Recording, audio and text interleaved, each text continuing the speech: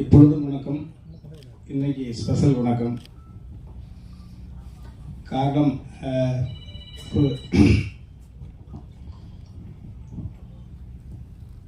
ஒரு தந்தை அப்படிங்கிற ஒரு ஸ்தானத்திலிருந்து பேசுகிறது ஒரு நெகிழ்வான விஷயம். இந்த இடம் என்பது நான் நிற்பதற்கு காரணம் மேலே இருக்காங்க அம்மா அப்பா. என்னை இயக்கி கொண்டிருப்பது அவர்கள் வளர்த்த வளர்ப்பு. என்னிடம் ஒன்றுமில்லை. ஸோ அதை நான் தெளிவாக இருக்கேன். நான் ஏதாவது சாதிச்சிருக்கேன் அப்படின்னா அந்த all credit goes to my dad and mom தான். இவன் ஏதாவது சாதித்தால் அது நான் சாதித்ததாக பொருள். இவர்கள் பிறக்கும் குழந்தை சாதித்தால் அது இவர்கள் சாதித்ததாக பொருள். எனக்கு இறைவனிடம் அந்த பொருட்டை கொடுத்துருந்தேன். எங்கள் பாப்பாவை நான் முதல்ல சந்தித்த பொழுது எங்கள் பாப்பா கிட்ட சொன்னது தான். அதை உங்கள்கிட்ட பகிர்ந்துக்கிறேன். முதல்ல சந்தித்த பொழுது பாப்பா கிட்ட சொன்னது, ஒரு மனிதன் குழந்தையாக பிறக்கிற பொழுது அவனுடைய நிம்மதி என்பது அவங்க தாய் தந்தைகிட்ட இருக்கு. அதற்கப்புறம் வீதியில் விளையாட போகிற பொழுது நம்ம யார் கூட விளையாடுறோமோ அவங்கள்ட்ட போகுது அந்த நிம்மதின்ற பால். அதுக்கப்புறம் பள்ளிக்கூடத்துக்கு போகிற பொழுது பக்கத்தில் யார் உட்காந்துருக்காங்க அவங்களோட கேரக்டர் நம்மளை இன்ஸ்பயர் பண்ணும். அந்த நிம்மதின்ற பால் அவங்கள்ட்ட போகுது. பாடம் சொல்லிக் கொடுக்கும் வாத்தியார்ட்ட போகுது. கல்லூரிக்கு போகிறபோது அதே தான் தொடருது. நண்பர்கள் யார், பக்கத்தில் இருப்பது யார், யாரிடம் இறைவன் கை கொடுக்க தூண்டுகிறான், யாரிடம் இறைவன் நம்மளை மாணவனாக சேர்க்கிறான்.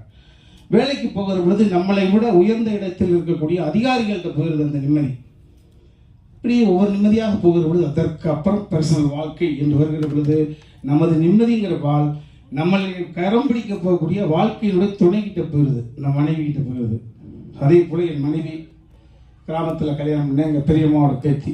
அதற்கு பிறகு என் மனைவி கன்சீவ் ஆகிற பொழுது இறைவா என் மூலமாக இந்த சிசு உருவாகி இருக்கு, இந்த பூமியில் பிறக்கிற பொழுது இந்த சிசு ஆரோக்கியமாக பிறக்க வேண்டுமே என்ற நிம்மதி அங்கு போகுது. அந்த மனைவியுடைய அந்த கற்பம் சூழ்ந்திருக்கிற போது இந்த வயிற்றில் போகுது. அதே போல நிம்மதிங்கிற வாழ் மறுபடியும் சுழண்டு வந்து இவன் வயிற்றுக்குள்ள இருக்கிற பொழுது இவன் ஒழுங்கா பிறக்கணுமே போச்சு. இப்படி தொடர்ச்சியாக போகிற பொழுது என் மகளுக்கு வரம் தேடுகிற பொழுது மருமகன் நல்லா இருக்கணுமே, அவனுக்கு எந்த விதமான அந்த மாதிரி அவன்கிட்ட போச்சு, மருமகன்கிட்ட போச்சு. அந்த மருமகனை தேர்ந்தெடுக்கக்கூடிய உரிமையை கூட என் மகனிடம் தான் கொடுத்தேன். காரணம், ஒருவருக்கு 2 குழந்தை இருக்கலாம், 3 குழந்தை இருக்கலாம். எனக்கு 2 குழந்தை.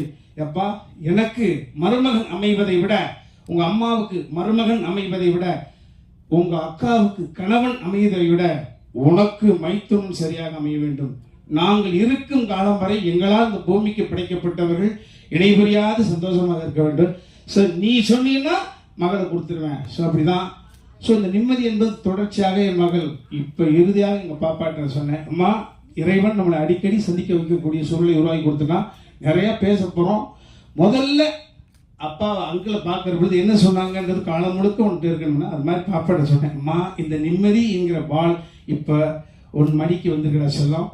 ஸோ எங்களுடைய எதிர்காலத்தை, எங்களுடைய அடுத்த தளத்தை நீ தாயாக இருந்து வழிநடத்த வேண்டும் என்று சொன்னேன். வீட்டுக்கு மருமகளாக வந்தாலும் எங்களுக்கு மகள் தான். எங்களுடைய அடுத்த கட்ட எல்லாமே அங்கே பாப்பா கையில் போயிருக்கு. ஸோ அதை தான் பாப்பாட்ட வலியுறுத்தி சொன்னேன். இதெல்லாம் தாண்டி எனக்கு இது சுமையா சுகமா அப்படின்னா சுகம், ஆனால் சுமையான சுகம். காரணம், பார்த்து வியந்த ஒரு சுயம்பு. அர்ஜுன் சார் நான் சம்பந்தியாக பார்க்கவில்லை, நான் சார் தான் கூப்பிட்டு இருக்கேன், அவனு சார் தான் கூப்பிடுறான். நான் என் உயரம் தெரிந்தவன். நான் எல்லா செப்பு நான் அளந்து வச்சுதான் வந்திருக்கேன். யாருடைய எள்ளி நகையாடலுக்கும் நான் எந்த விதத்திலும் காரணமாயிடக்கூடாது.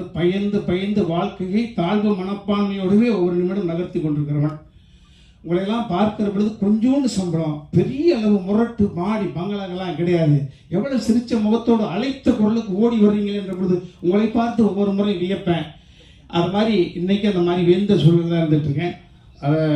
சார் காலமும் கடவுளோ அவரை எங்களுக்கு சம்பந்தியாக நியமிச்சிருக்கு. அவரை பார்த்தா ஏதோ சுயம்பாக வந்தவர்.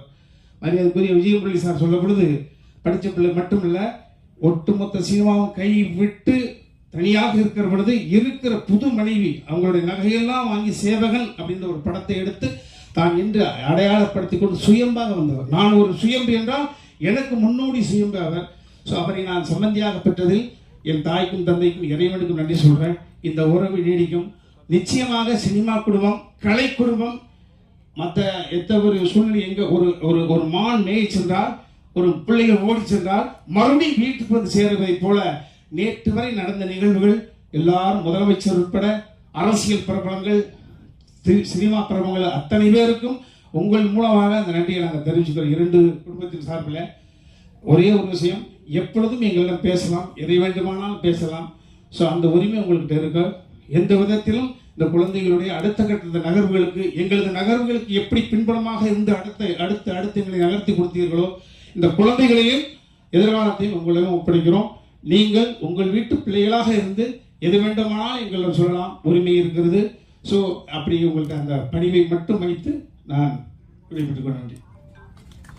எங்களுக்குமே ஒரு அன்போட சொன்னீங்கன்னா நாங்கள் ஒர்க் பண்ணுறதுக்கு நல்லா ரெடியாக இருக்கிறோம். ஸோ ஹார்ட் ஒர்க் போடுறதுக்கு நாங்கள் ரெடி, சப்போர்ட் மட்டும் பண்ணுங்கள், கலக்குவோம். தேங்க்யூ. அடுத்ததான் அர்ஜுன் சார் வந்து ஜீன் சிட்டி ரோட்ல அந்த வீட்டில் இருந்தார். அப்போ படங்கள் நியூஸ் கொடுக்க போகும்போது போவேன். ஒரு நாள் காலையில் டிஃபன் சாப்பிட்டு இருந்தார் டைனிங் டேபிளில். ஏன் உயரத்துக்கு ஒரு நாய், நிறைய நாய் வளர்த்துட்டு இருப்பாரு.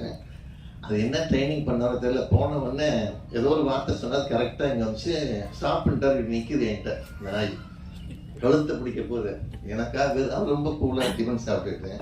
சரி அப்படி நில்லு அப்படின்ட்டாரு.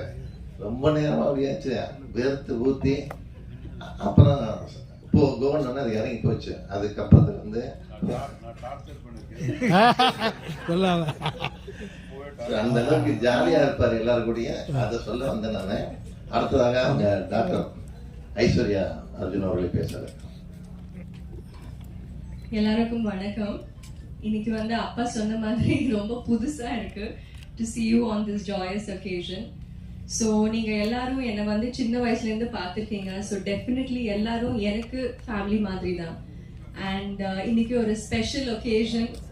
ஸோ ரொம்ப சந்தோஷமா இருக்கு உங்க கூட ஷேர் பண்றது.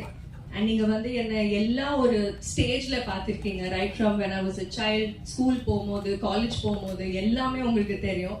ஸோ இந்த ஸ்டேஜ் வந்து இட்ஸ் வெரி டிஃப்ரெண்ட், எனக்கே ரொம்ப புதுசு. ஸோ உங்க சப்போர்ட், உங்க பிளெஸிங்ஸ் கண்டிப்பா எங்க ரெண்டு பேர் மேல தேவை. Just like how you supported அப்பா அண்ட் ராமையா சார். ஸோ ஆமா, ஸோ யா, உங்க பிளெஸிங்ஸ் எப்பவுமே இருக்கணும்.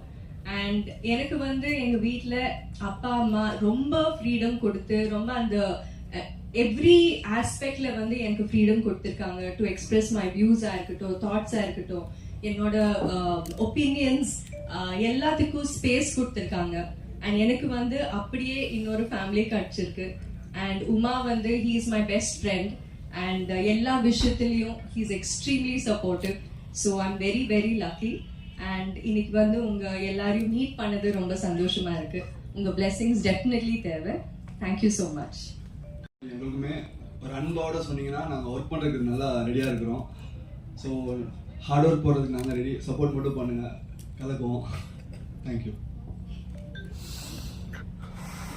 அடுத்ததான் அர்ஜுன் சார் வந்து ஜீன் சிட்டி ரோட்ல அந்த வீட்டில் இருந்தார். அப்போ படங்கள் நியூஸ் கொடுக்க போகும்போது போவேன். ஒரு நாள் காலையில் டிஃபன் சாப்பிட்டு இருந்தார் டைனிங் டேபிளில். ஏன் உயரத்துக்கு ஒரு நாய், நிறைய நாய் வளர்த்துட்டு இருப்பாரு. அது என்ன ட்ரைனிங் பண்ணாரோ தெரியல. போன உடனே ஏதோ ஒரு வார்த்தை சொன்னால் கரெக்டாக இங்கே வந்து ஸ்டாப் பண்ணிட்டாரு. நிற்குது என்கிட்ட நாய், கழுத்தை பிடிக்க போகுது. எனக்காக அவர் ரொம்ப கூலாக டிஃபன் சாப்பிட்டுட்டேன். சரி அப்படி நில்லு அப்படின்ட்டாரு. ரொம்ப நேரமாக அப்படியாச்சு, வேர்த்து ஊற்றி அப்புறம் கவர்னர் அது இறங்கி போச்சு. அதுக்கப்புறத்துல இருந்து அந்த அளவுக்கு ஜாலியா இருப்பாரு எல்லாரும் கூடயே. அதை சொல்ல வந்தேன் நானு. அடுத்ததாக அவங்க டாக்டர் ஐஸ்வர்யா அர்ஜுன் அவர்களை பேசுறாரு. எல்லாருக்கும் வணக்கம். இன்னைக்கு வந்து அப்பா சொன்ன மாதிரி ரொம்ப புதுசா இருக்கு to see you on this joyous occasion. So நீங்க எல்லாரும் என்னை வந்து சின்ன வயசுல இருந்து பார்த்துருக்கீங்க. ஸோ டெஃபினெட்லி எல்லாரும் எனக்கு ஃபேமிலி மாதிரி தான். அண்ட் இன்னைக்கு ஒரு ஸ்பெஷல் ஒகேஷன். ஸோ ரொம்ப சந்தோஷமா இருக்கு உங்க கூட ஷேர் பண்றது. அண்ட் நீங்க வந்து என்னை எல்லா ஒரு ஸ்டேஜ்ல பார்த்துருக்கீங்க. Right from when I was a child, school போகும்போது, காலேஜ் போகும்போது எல்லாமே உங்களுக்கு தெரியும். ஸோ இந்த ஸ்டேஜ் வந்து இட்ஸ் வெரி டிஃப்ரெண்ட், எனக்கே ரொம்ப புதுசு. ஸோ உங்கள் சப்போர்ட் உங்கள் பிளெஸிங்ஸ் கண்டிப்பாக எங்கள் 2 பேர் மேலே தேவை. Just like how you supported அப்பா அண்ட் ராமையா சார். ஸோ ஆமாம், ஸோ யா உங்கள் பிளெஸிங்ஸ் எப்போவுமே இருக்கணும். அண்ட் எனக்கு வந்து எங்கள் வீட்டில் அப்பா அம்மா ரொம்ப ஃப்ரீடம் கொடுத்து ரொம்ப அந்த எவ்ரி ஆஸ்பெக்ட்ல வந்து எனக்கு ஃப்ரீடம் கொடுத்துருக்காங்க. டு எக்ஸ்பிரஸ் மை வியூஸாக இருக்கட்டும், தாட்ஸாக இருக்கட்டும், என்னோட ஒப்பீனியன்ஸ் எல்லாத்துக்கும் ஸ்பேஸ் கொடுத்துருக்காங்க. அண்ட் எனக்கு வந்து அப்படியே இன்னொரு ஃபேமிலி கிடச்சிருக்கு. அண்ட் உமா வந்து he is my best friend and எல்லா விஷயத்துலையும் he is extremely supportive. So I am very very lucky. And இன்னைக்கு வந்து உங்கள் எல்லாரையும் மீட் பண்ணது ரொம்ப சந்தோஷமாக இருக்குது. உங்கள் பிளெஸிங்ஸ் டெஃபினெட்லி தேவை. Thank you so much.